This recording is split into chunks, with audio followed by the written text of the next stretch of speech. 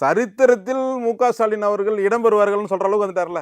இப்ப நீ அதெல்லாம் ஒரு ராமதாஸ் எப்பயுமே ஒரு ஆளை பத்தி பேசும்போது அந்த கூட்டணிக்கு வருவதற்கான அச்சாரம் தான் அதெல்லாம்.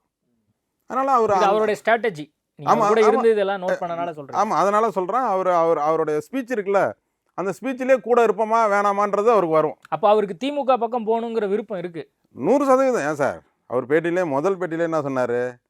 அந்த கூட்டணியில எனக்கு விருப்பமே இல்லை, என்னை கொண்டுட்டு போய் இவன் சேர்த்துட்டான்னு தானே சொல்றாரு. அப்ப அவர் யாருக்கிட்ட இருந்திருக்காருன்னு அர்த்தம்? சார் 2 பேர் தான் சார் பெரிய கூட்டணி. ஓகேவா? அப்ப எனக்கு விருப்பம் இல்லாத ஒரு கூட்டணி அவர் சூஸ் பண்றாருன்னு சொல்றாருன்னா என்ன சொல்றாரு? இப்ப யாரோட இருக்கிறாங்க?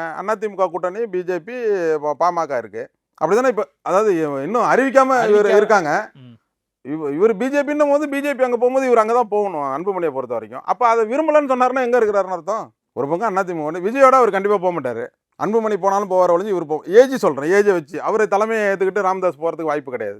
அன்புமணி போகலாம், ஆனா ராமதாஸ் போறதுக்கு வாய்ப்பு கிடையாது. அப்ப அவர் இருக்கிற ஒரே ஆப்ஷன் எனக்கு தெரிஞ்சு திமுக இல்ல தனியா நம்ம நிற்போம் முன்னாடி மாதிரி